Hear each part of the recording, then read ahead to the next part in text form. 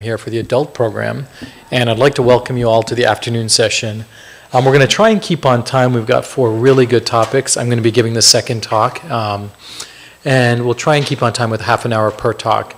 So the first speaker I'm going to introduce is Elika Rad. She's actually one of our nurse practitioners here at Stanford. For those of you who don't know, and for some of those who have been part of the program, we have a close linked and very close-knit system that we have specific nurse practitioners. We have 2 NPs that are specific to CF, in addition to the physicians, in addition to a specific respiratory therapist, nutritionist, and social worker. So we've evolved as far as a group to move forward with the program where we kind of have the continuity of patients and as well as our team. So it's regular faces, and we have a continued discussion of what's going on with all patients. So today we're going to talk a little, Elika's going to speak somewhat about DIOS, and she's going to talk a lot about that. This is something we've been seeing quite significantly at Stanford, more so than we've seen probably in the last 8 years. So let's give introduction and a hello to Elika.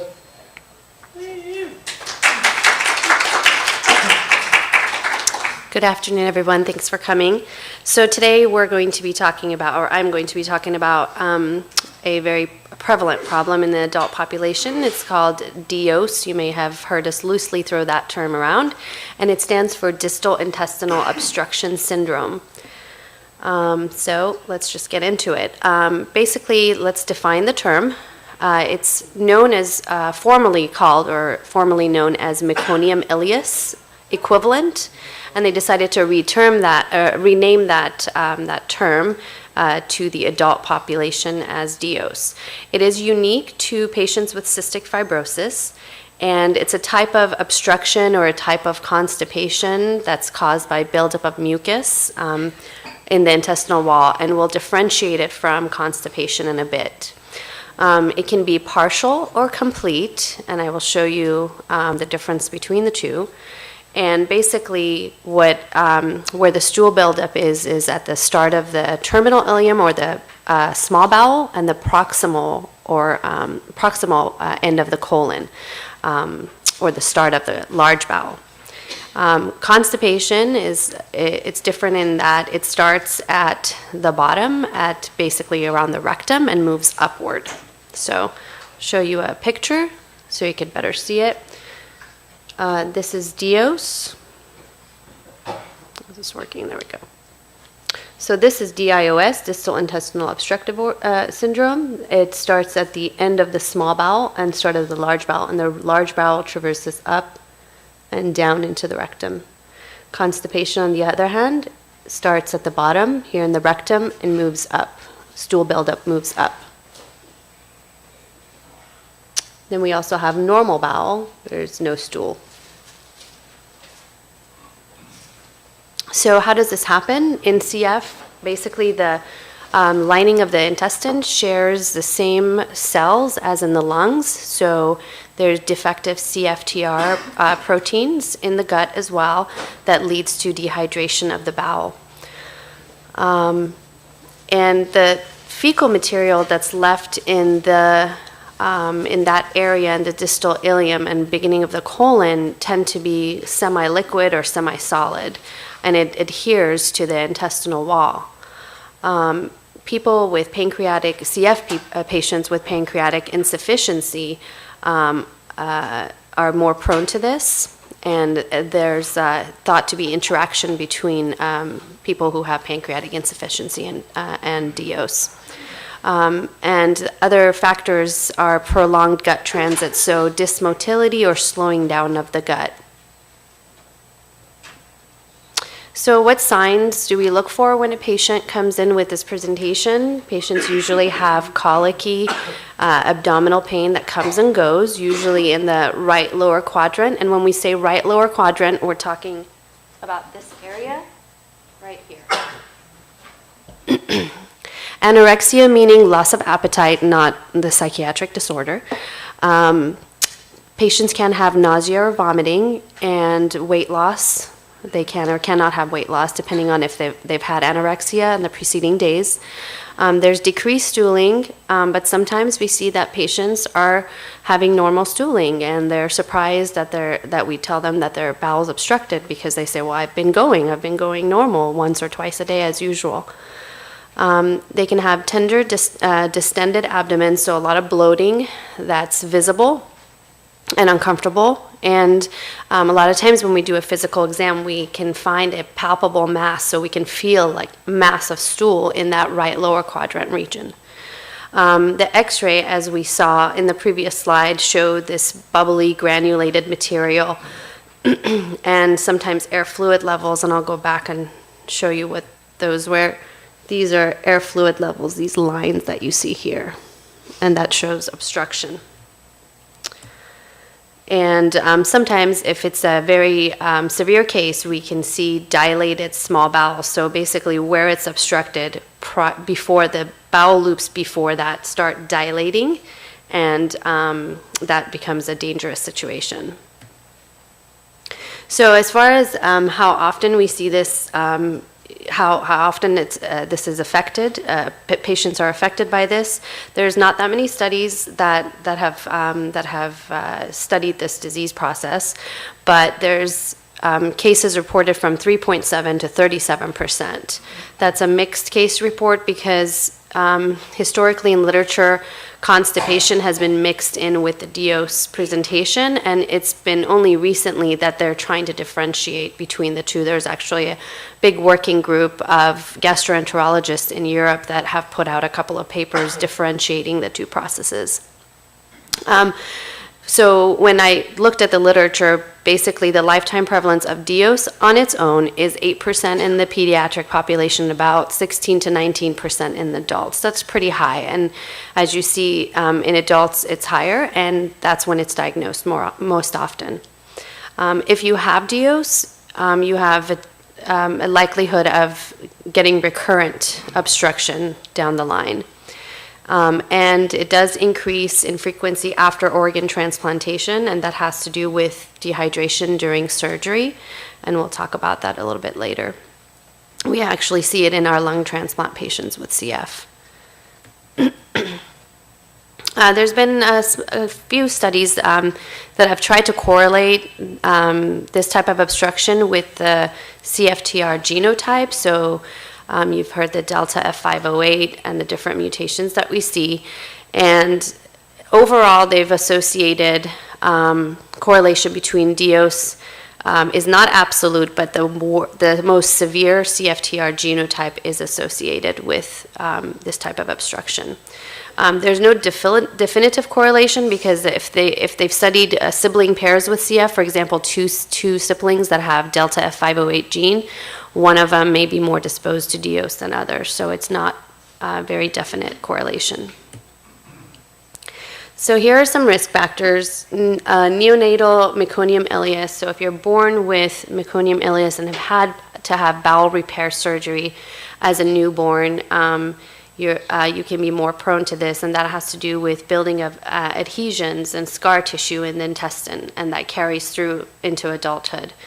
Prior episodes of DIOS, as mentioned earlier, pancreatic insufficiency, and a lot of that has to do with the physiology of pancreatic insufficiency, but also patients underdosing or frequently missing their doses of enzymes, pancreatic enzymes.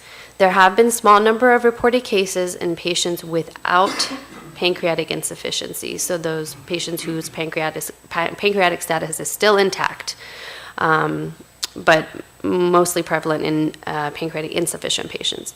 Severe CFTR genotypes, as mentioned, younger age at CF diagnosis, poor FEV1, so FEV1 less than 40%.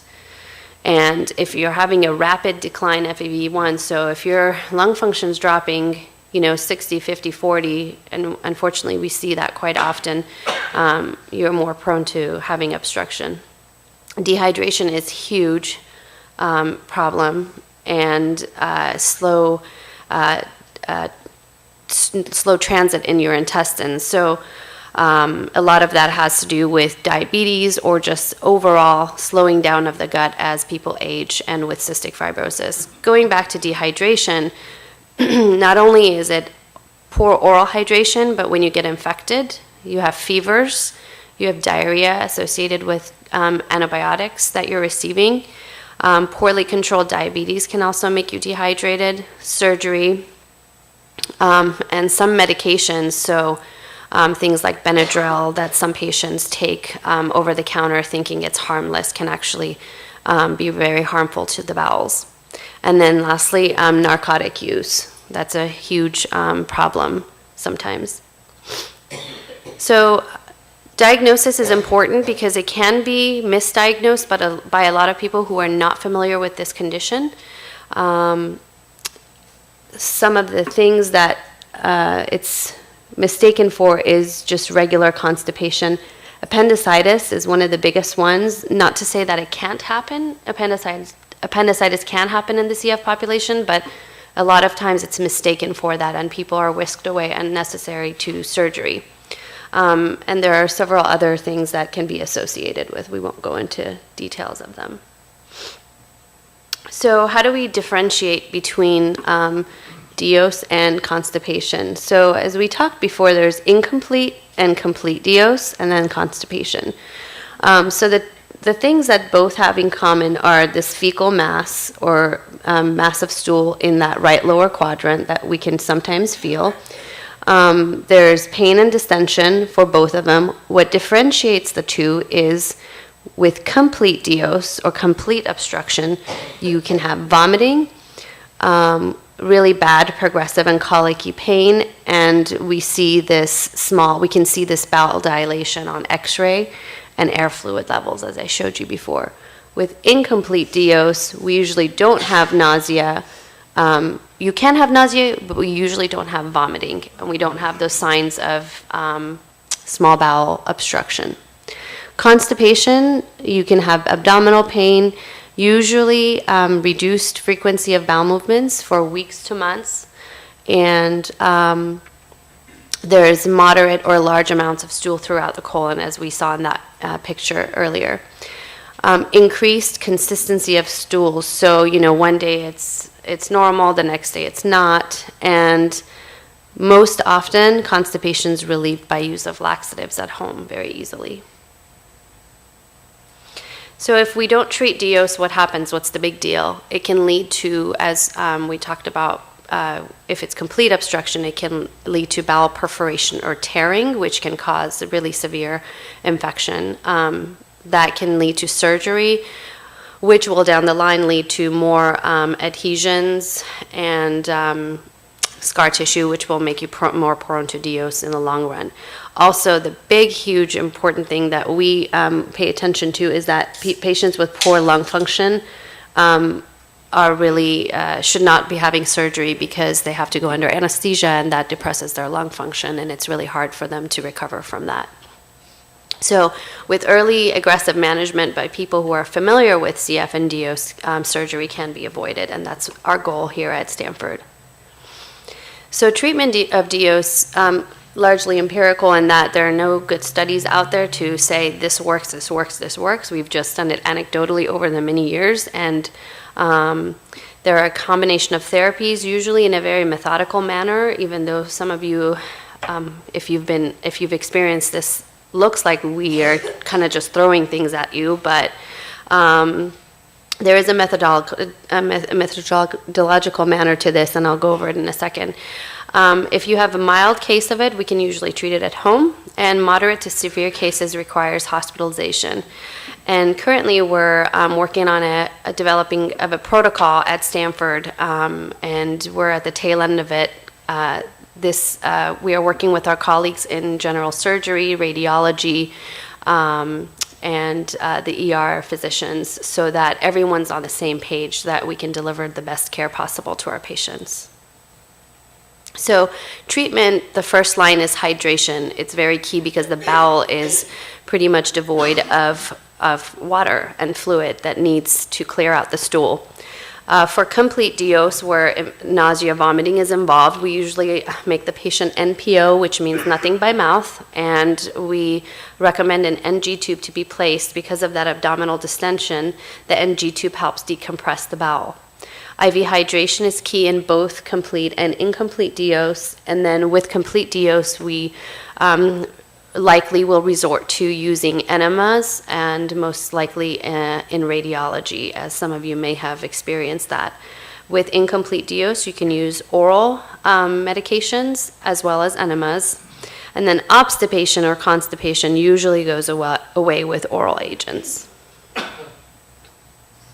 So some of the medications that we use, and some of you may be familiar with, is, and I've broken it kind of down into categories, isoosmotic laxatives that contain PEG, and Miralax is a big one that we use. Go Lightly is the same substance, just in higher volume, and Clean Prep is another formulation.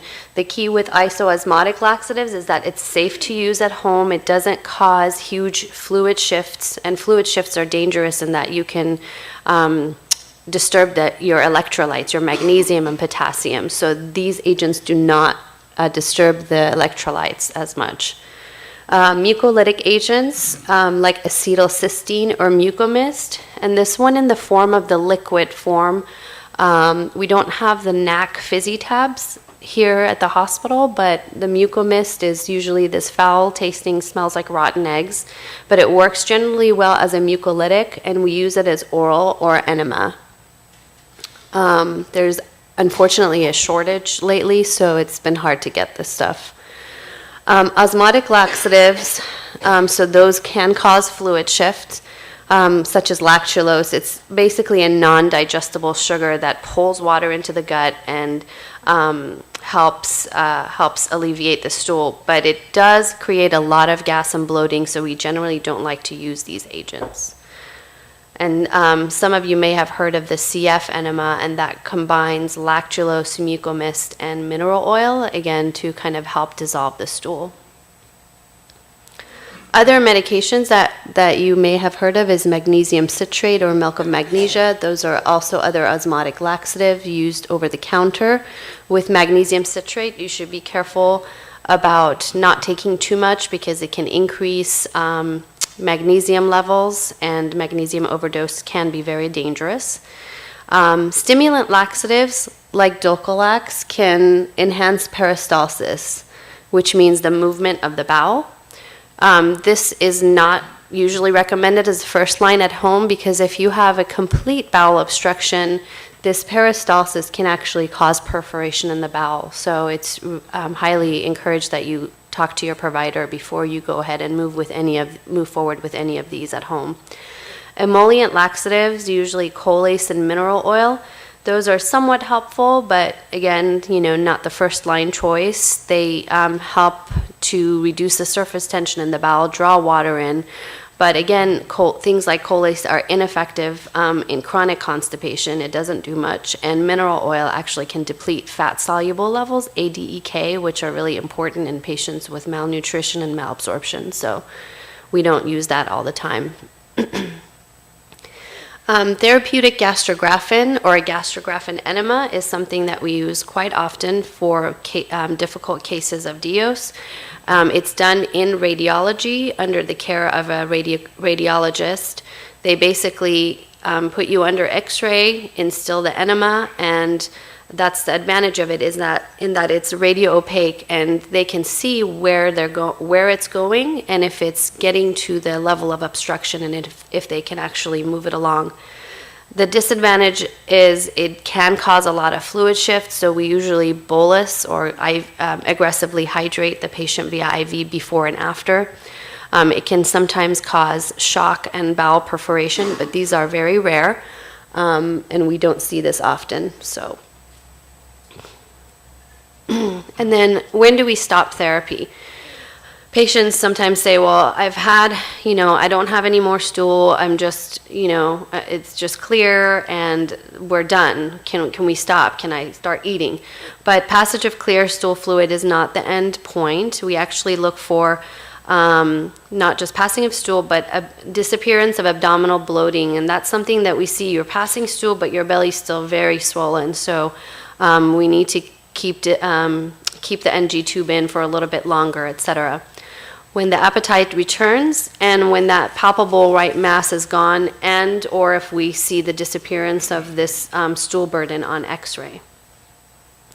Maintenance therapy is really important in preventing further DOs. Avoidance of dehydration is key, and that's not only oral, but these daily laxatives that we recommend, such as Miralax especially, these are hyperosmolar or isoosmolar laxatives that basically help you hydrate the gut. So that's key. Checking your pancreatic status. If your pancreatic sufficient and you experience an episode of DOs, we do like to test your pancreatic status to see if you're switching from pancreatic sufficiency to insufficiency, because that's sometimes a clue. And then making a date with your dietitian to go over your pancreatic enzymes is really key. Again, are you taking it correctly? Is it the right dose? Are you storing it in the right place? Is it in your pocket, in your glove box, or is it in your backpack where it should be? And when are you taking it during the meal? Making a date with your endocrinologist if you have diabetes is a good idea, because chances are you have not good sugar control, and that needs to be addressed. Fiber hasn't been found to play a key role in preventing DOs, but overall bowel health, it doesn't hurt, but it's not helpful in preventing. Control of acid reflux is helpful. And if you have ongoing episodes and we can't prevent it, we usually like to refer to a GI specialist for further diagnostics and further therapies. Other therapies that GI specialists usually use is a medication called misoprostol. It lowers the gastric acidity and it helps increase colonic contractions. Again, not very first line for people with acute bowel obstructions. And Amitiza, which activates the chloride, type 2 chloride channel. So it's a non-CFTR chloride channel. So it actually works in CF patients with CFTR defect. And it increases the fluid secretion, helping the gut stay hydrated. And a healthy gut is a happy gut. And that's the end of the talk.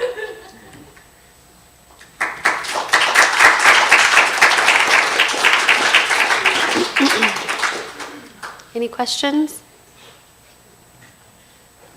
All right. Can you comment a bit about misoprostol? Have we used it? Your concerns about it? We haven't used it generally in acute cases. Again, it can cause bowel perforation, so we tend to stay away from that during acute use. But patients are on it on a chronic basis, usually under the care of a GI specialist. And just for concerns for everyone, misoprostol is considered an abortive medication. So if you're actually using females, you need to be on or controlled double contraception as well. So something to understand. All right. Next is Dr. Mohabir, and he's going to be talking about pneumothorax. Give another question. Yes. So, can you repeat the question when she asks? Sure. So this is from the web. Can you have DOs as a discrete episode, i.e. some hours of pain, then it goes away, and when you rehydrate, it goes away? Can you have DOs as a discrete episode? So it's usually an acute process. So it can come on gradually, build up. So it can be from incomplete DOs to complete DOs as a bowel obstruction. So if it's coming and going, you're probably having a certain level of obstruction that needs to be addressed. So if it's coming and going, I would call your CF provider and have them go over your symptoms and not try to figure it out on your own. Thank you.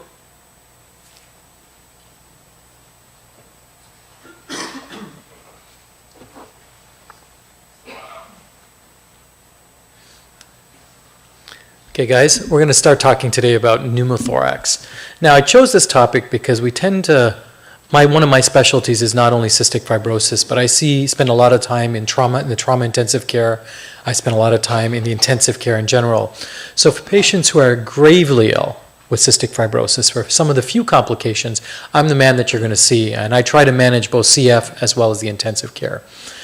Three of the big topics that carry a very high mortality in CF patients are respiratory failure, bad pneumonia, that people end up in the intensive care.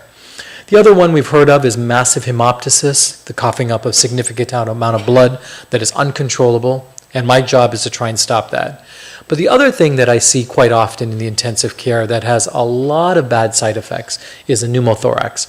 So what I decided to do, although a quite grim topic, is I think that society needs to know about what it is, some of the symptoms of pneumothorax, what I can do with it, and on the unfortunate side effects. So we're going to focus a lot on the pneumothorax today.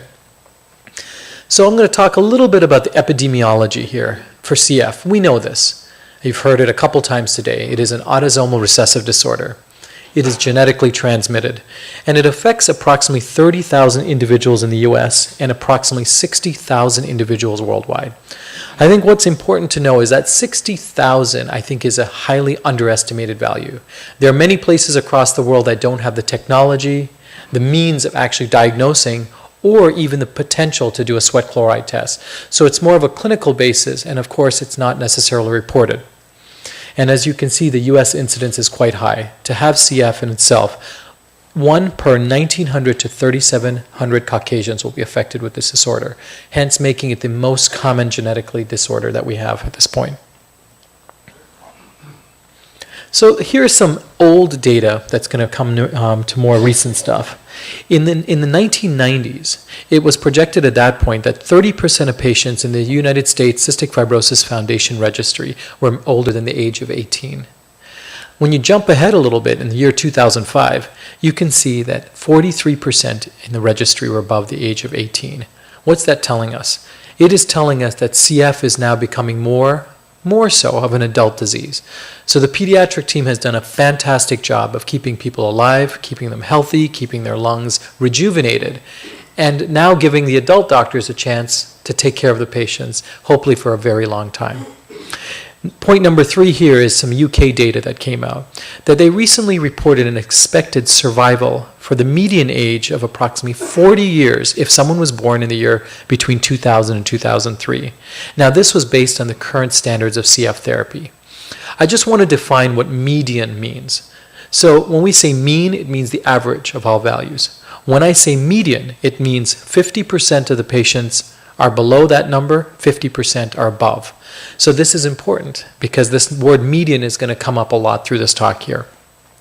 This large paper, UK paper, also concluded the last line there, that with improving care and therapies, they projected a median survival of approximately 50 years of age for those who were born after the year 2000. That is quite impressive. And I think this owes a lot to the better therapies we have, the better CF centers, and the better, obviously, frequent care that we're offering our patients. I put this slide up there just for importance because we talk about the amount of patients in the CF registry. There are quite a bit, over 22,000 patients. But what I think it's important for us to realize, sitting in this room in particular, is this point right here. That in the state of California, we have approximately 2,261 patients in our CF registry as of 2011. That is very important because although this number says 8.34% of all the patients, we are the largest state with the largest amount of patients with CF.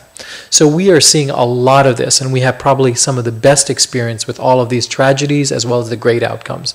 Now, although I said 2,200 patients in California, but if you draw your attention, there's some other states here like Texas that has 1,600 patients in the registry, Ohio 1,400 patients, and New York. So we are still kind of the largest number of CF patients coming from California.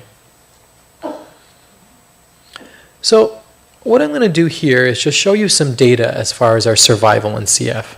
I think this is very important to look at. If we look back here in 1940, at the time when we knew what CF was, it was known more of a bronchiectatic lung disease. So children were dying very young. In fact, they weren't living beyond the age of 6 months. You can see from the graph here, this has changed. The 1970s, the 1980s, we're looking at here. This is the age of survival here. And what is important is this kind of transition point here in 1990. The gene of CF was discovered in 1989, and I think that's where a lot of the revolution, the excitement behind CF, that we're now moving forward. And better therapies started to come out. Now, not necessarily gene therapy, but other type of therapies were available.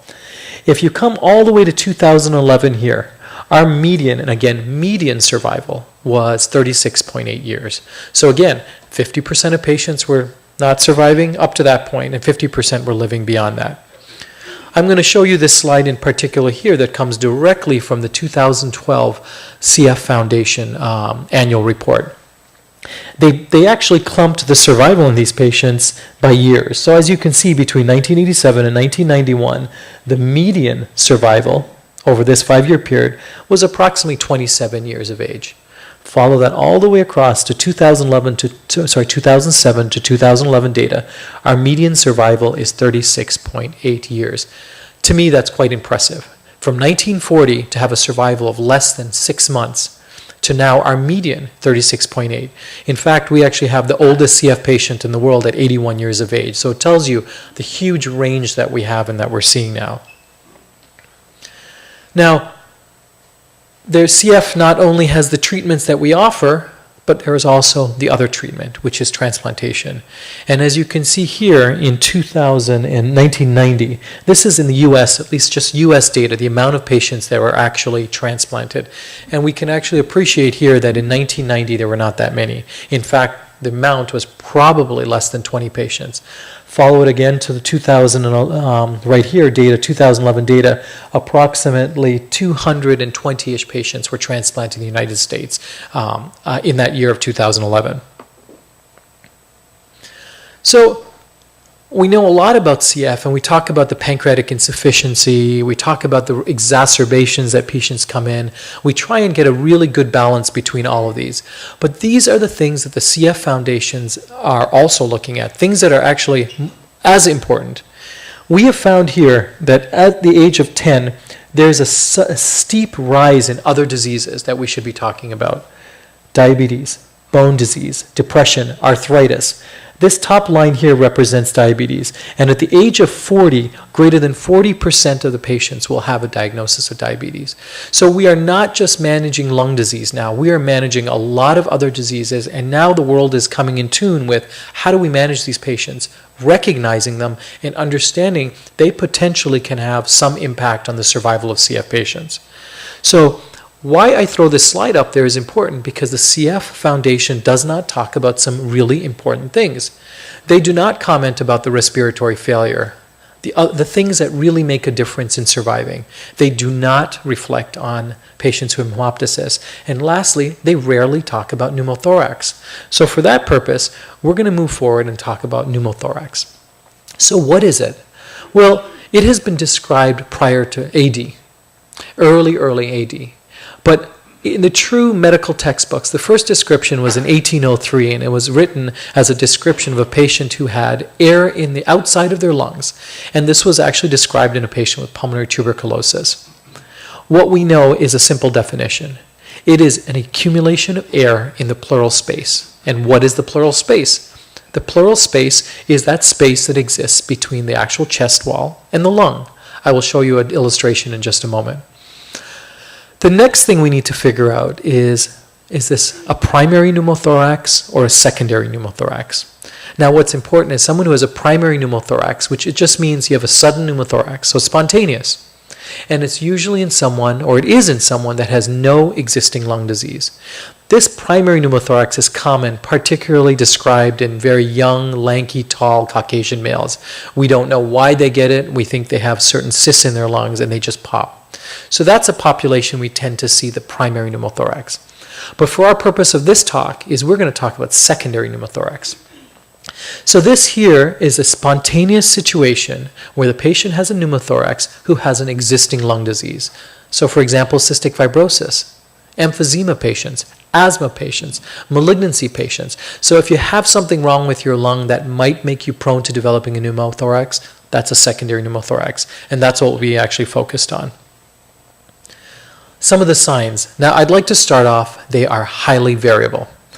A lot of patients are asymptomatic, and it becomes maybe just an incidental finding. We're doing a routine chest x-ray on these patients, and then we see that they have a pneumothorax. We'll talk about how to manage that a little bit later. Patients can have various degrees of shortness of breath. If you have a mild pneumothorax, there are some patients that have no symptoms, and there are some patients that are so in tune with their body that they're quite short of breath. And of course, patients with severe pneumothorax, so very large pneumothorax, patients are quite symptomatic. You can have chest pain and pressure. Your oxygen levels. This is important to know. Your oxygen level does not necessarily correlate with the degree of pneumothorax. You can have a significantly large pneumothorax, but have so significant reserve that your oxygen levels are not affected. So it can help in patients who are gravely ill in the intensive care to get an idea that they're maybe getting worse, but overall, certainly not a true marker to follow. These patients can be tachycardic. Their heart rate can get up because they're under a stress circumstance. Their blood pressure can be quite low. They can certainly come into respiratory failure, and that's generally when I see them in the intensive care. And depending on how severe the pneumothorax is, it is well described that cardiac arrest can ensue. So let's look at the illustration here. If you draw your attention to the left, let's start up here. So this is the normal chest cavity here. Here's your lung, here's your chest wall. This little space here, you can't appreciate it here, but this little space is the pleural space. That space is usually lined with a little bit of lubricating fluid that allows the lung just to kind of slide over the chest wall without friction. Now, unfortunately, when one develops a pneumothorax to the right, you see this pleural space, it gets inhabited now with significant amount of air. Now, that area also can be inhabited with fluid, but we're not speaking about fluid here, we're talking about significant air. You can have that from a puncture of the lung where air actually leaves here and goes into that space. But the problem is this air has nowhere to go. So what does it do? It builds within that contained cavity and eventually pushes down on the lungs. So you have compression of the lung. What's also important here is right around here is where the heart sits. So if you have enough of this buildup of air, not only do you collapse your lung, you will also collapse the heart. And you can tend to have cardiac arrest from that. Well, let's look at the chest x-ray. What does this translate to? Here's the normal chest x-ray. The normal lungs, we've got the ribs. It may not penetrate as well as it should, but trust me that it's normal. And here's the normal heart. If you'll draw your attention to these lines here, these little subtle lines, those are called the lung vessels. So these are things that we should be able to see. If you look on this side here to the right, things are very different. You have this entire blackout here. This is air that's filling up into that cavity, pleural space. I also know it's air because I can't see any of the vessels of the lungs, so this is only air. Air has built up. This here is the lung. It is now compressed. Now you might ask, well, why is this all white? Why is this side white? Well, the reason it is that the air has pushed to such a degree, it's collapsed this right lung and it's shifting everything and compressing the other side of the lung as well. So now you've collapsed this entire lung here, and the heart as well is also being collapsed. So this is what I call a tension pneumothorax, which is considered to be a life-threatening emergency. Let's look at the CAT scan. So this is a patient who has a problem. The lung is not a normal lung, but this is the right lung, and this is the heart structures. This is the normal tissue of the lung. If you see here in fact is the lung tissue, but this black represents the pneumothorax. So one other thing you might not be able to appreciate if you haven't seen enough CAT scans is this heart structure. It usually sits much over there. So now we've actually pushed that heart to the opposing side, which is certainly a problem. I put this up from a pathophysiological standpoint. This is a cystic fibrosis lung. This is not normal, so let's start off with that. These here are the airways that we see, all the way out here. Now what you'll notice is the airways, we generally don't see them on pathology because they're so small. But in the CF patients, because you've dilated to such a degree, you're actually seeing them all the way out here. So this is the bronchiectasis. Here, on a close-up microscopy or pathological view, you can see how dilated the airways are. And in fact, this is all pus within the airway. So it is this area here, this cyst, that pops. And they pop into the next one, they pop into the next one.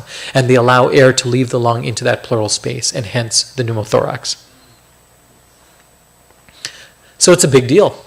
It affects greater than 20,000 patients per year in the United States. Worldwide, significantly more. We think that the reason it occurs is that we have so much inflammation going on in the CF lung that inflammation leads to obstruction of the airway, air builds up in a balloon, and the balloon pops. That's really the simplest way of actually thinking about it. It is not a good thing to have a pneumothorax. It portends some very bad prognostic signs. When you look at the incidence, it's listed here. The annual incidence of a pneumothorax is 0.64. So per year, it is assumed that one person will have a pneumothorax in about 167 patients. So I think that's a significant number. If you look at the next line, 3.4% of CF patients will experience at least one pneumothorax in their lifetime. So this here is very important. This is looking at the percent chance of having a pneumothorax versus age. So this is from birth. You can see it's approximately 0% chance of having a pneumothorax here. What I think is important is as you follow this, you can see around the age of 10, there's a steep incline here, increasing your risk of pneumothorax. What we have found is that the mean, so this is the average age of developing the first pneumothorax, is around the age of 21.9 years. So that's the mean, the average. But what you'll also find is if you use 18 years of age right here, the majority are in this territory. So 72.4% of all CF patients will have their first pneumothorax above the age of 18. So something to keep an eye out for.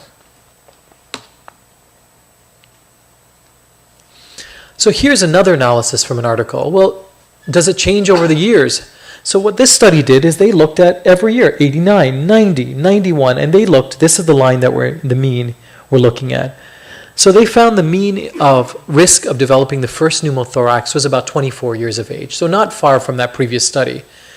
You may see variations, but from the year 1989 to 2000, overall, it's pretty much stable. So even with advanced therapies, even with seeing patients more frequently, the risk of developing pneumothorax really hasn't changed over the course of the last 10 years or so. So now we need to identify what are those risk factors. Are there variables that we need to look at that might make someone at risk for developing them? And this large study showed that. Patients with Pseudomonas, unfortunately being the most common organism in patients with CF, it makes it one of the biggest culprits for developing a pneumothorax down the line. For those of you who have heard of the bug Burkholderia cepacia, well, that's a risk factor there.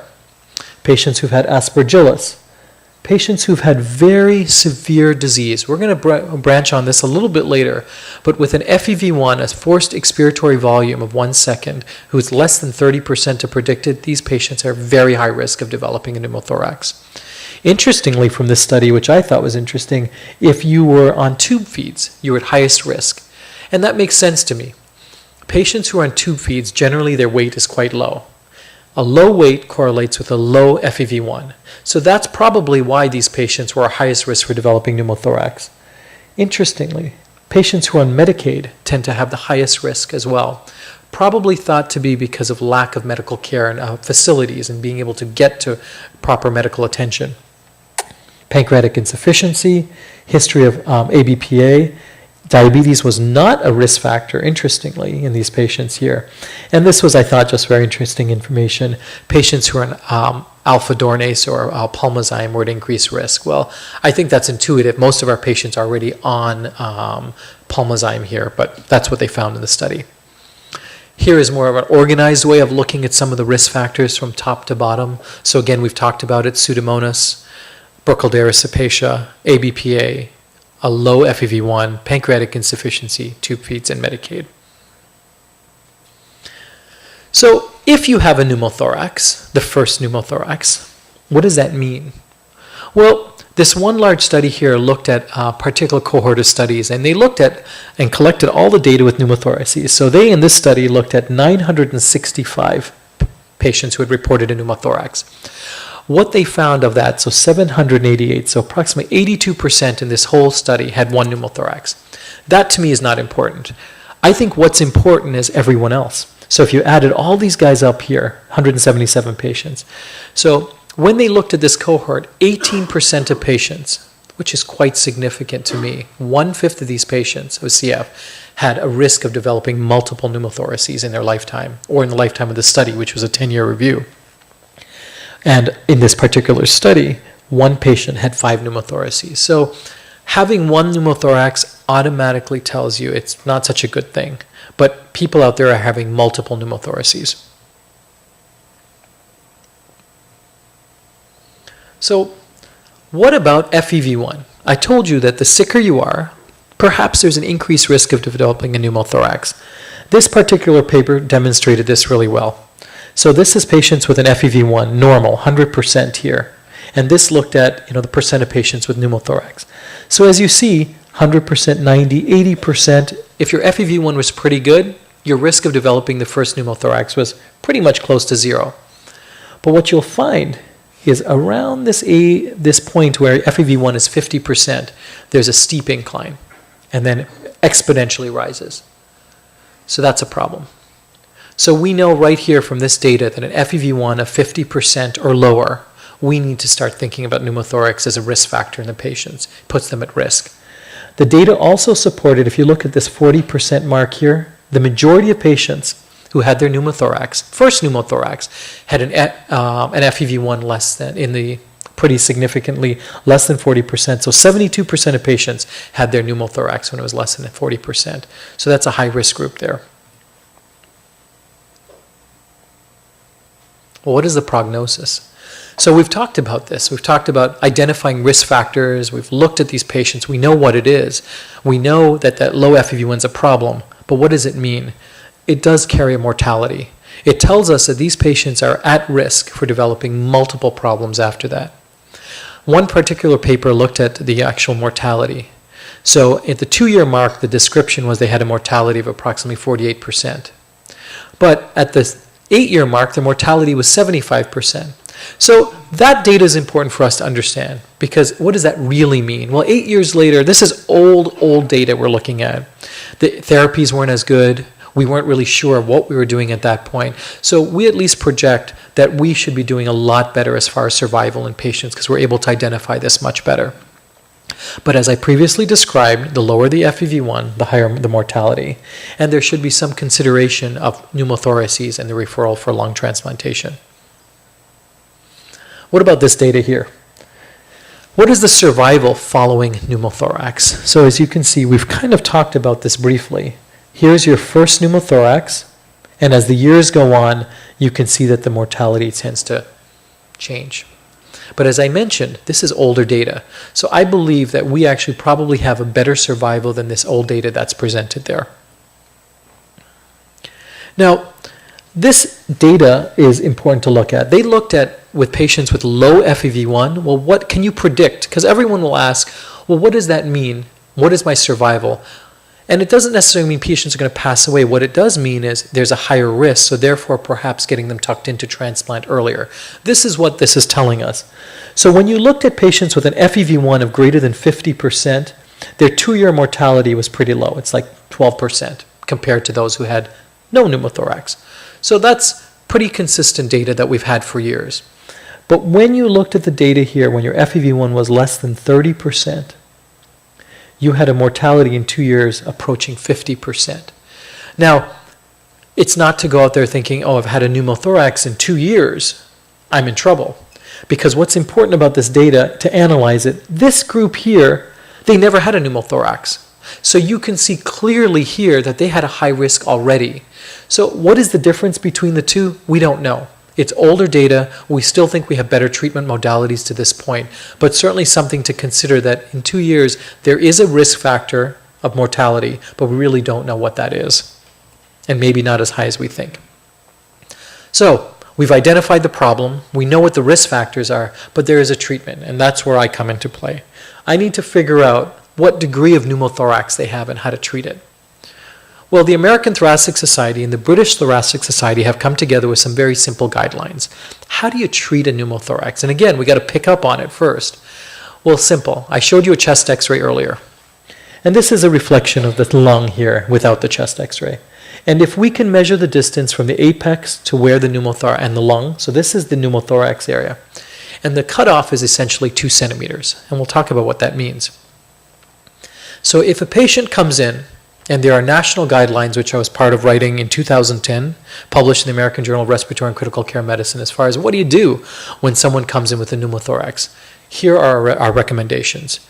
If a patient is asymptomatic, and we find that that pneumothorax size is less than 2 centimeters, we admit, we observe, we repeat the chest x-ray, and hope in time that that pneumothorax goes away. And generally, 90% of the time, they will go away. The cause of the mild pneumothorax is generally one of those cysts I showed you earlier that has popped. It's got, air is released into that pleural space, and it has popped, but then closed off immediately afterwards. So we kind of keep these patients quite calm, and we'll talk about how to treat them when they get in the hospital. If that patient comes in and the pneumothorax is less than 2 centimeters, so very small, but they're symptomatic, perhaps they're short of breath, their heart rate's up, maybe they're looking a little ill, maybe their saturations have dropped, then there's something that we should actually consider doing. And this is called a needle aspiration. It's done by the bedside. I don't even do a little bit of local anesthetic, and we just put a little needle into there. So the goal is to put that needle into that pleural space right here, drain that air, repeat the chest x-ray, and see if you've improved it, and then observe them still. Now here comes the problem. When you have someone who's symptomatic, they're very short of breath, respiratory failure, cardiac arrest, or their pneumothorax is significantly larger, greater than 2 centimeters. The treatment of choice is to put a chest tube in there. So here's the pneumothorax as I described earlier. And what that's done, I'm not going to tell you I'm telling you it's not a walk in the park. We have to I make a small incision into the lining of the chest, and then we put a tube in there. That tube enters right here. And what it does is it constantly drains that air, because we don't want that air to build up, because as that air builds up, it compresses the lung. So we actually re-expand the lung with the chest tube. And the chest tube air just drains out to the air. Now, how do I know when to stop that? Well, daily chest x-rays. So now you've relieved that pressure within this lining, and we basically assess every day with chest x-rays. And once we think the patient's getting better, what I do is I just clamp off that chest tube so it doesn't drain to the environment. And we just keep getting chest x-rays. And if there's no longer a pneumothorax, then we can feel safe and take that chest tube out. So here's an example, another chest x-ray. You can see this is a patient here who's got black here. There are no vessels, large pneumothorax here. The lung has collapsed here. If you're going to measure the distance from here to here, we can clearly see it's in excess of 2 centimeters. So the treatment of choice is immediate observation in the intensive care and chest tube. What you see here, now you can see the vessels. This here is the chest tube that has come into the lung space. And we have had a re-expansion of the lung here. And that's what the chest tube is doing. Here comes the problem. The problem exists when we can't get rid of that air and we have a persistent pneumothorax. Then we have a whole different problem. Now, that's rare. In less than 20% of patients will they have a continued that we can't drain the air. It continues to come. At that point, it gets a little bit more complicated, and I have to have one of my colleagues from thoracic surgeon to come in and perhaps sew up that hole if they can find it. Now, that's a whole fishing expedition right there, because in a CF lung, it's a little bit more difficult to get into that space. In 2001, there were some simple guidelines. Now, these are totally outdated, or we're trying to republish them, but they made it very easy, small and stable. You observe them. They previously said that you can send a patient home. Our practice here at Stanford is we admit patients with a pneumothorax and we observe them for minimum 3 days to make sure that that pneumothorax has not actually enlarged. If you have a stable but large, you admit and you get a chest tube. And of course, if you're unstable, you're admitted and you get an immediate chest tube in intensive care. So simple things, drawing to the end here of the talk. Well, once we've established a pneumothorax, you're in the hospital, what do? Well, generally we'll treat you with antibiotics just to make sure this is not an exacerbation that's worsening things. We'd avoid BiPAP. This is the machine that I put on you to help you breathe, because what it does is it forces a lot of air into your lungs. And what happens? That air goes through the lungs, goes through that hole, gets into that pleural space, and makes your pneumothorax even worse. So we try our best to avoid that if we can. Once we have resolved the pneumothorax, then we recommend there's no air flight for a minimum of 2 weeks after resolution of the pneumothorax. We also recommend that there is no heavy weights, more than 5 pounds, for a minimum of 2 weeks after resolution of the pneumothorax. This is something for you guys to know, for your patients or family members, that we don't recommend having a spirometry done for a minimum of 2 weeks. In fact, in our clinic, we'll actually say a month. Makes sense, right? I'm going to ask you in the spirometry lab to take a deep breath in and blow out as hard as you can. Well, we just healed a hole in the lung, so we're going to try and avoid that as best as we can. The question that arises all the time is, what do you do with airway clearance? Do you continue it? Do you not? So in 2010, I published a large national trial, actually was an observational trial, looking at recommendations on how to manage these patients.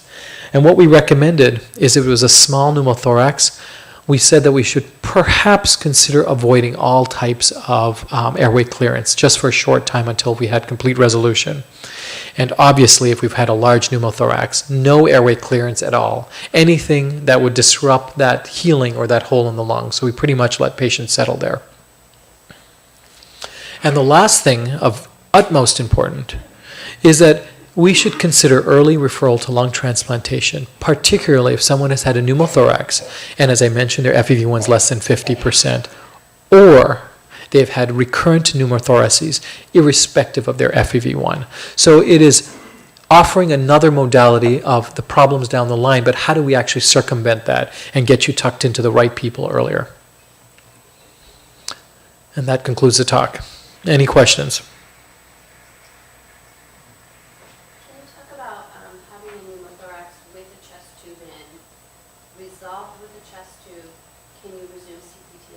Yeah. So the question was, if you have a pneumothorax and you have a chest tube in place and you've resolved the pneumothorax, so the pneumothorax is now gone, but the chest tube is still there, correct? What do? Most of us would recommend at that point you want to start your chest CPT again. And the reason is, I've got the tube in there. So start beating on the lungs. Let's see what happens. Get a chest x-ray. If you're beating on the lungs, you get a chest x-ray, and the pneumothorax redevelops, then it tells you they need more time, and you stop everything again. And if you continue your CPT for a couple of days and you're not getting a reaccumulation of a pneumothorax, then at that point what we would do is we would pull the chest tube out. So I think each patient is very different. And if you've had a history of multiple pneumothoraces, sometimes I will make my decision based on my previous experience with that patient. Any other questions? All right, thanks everyone.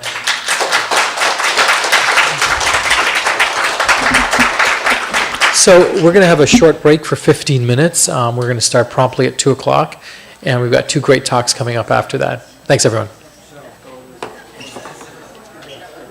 Alrighty. That's all, yeah.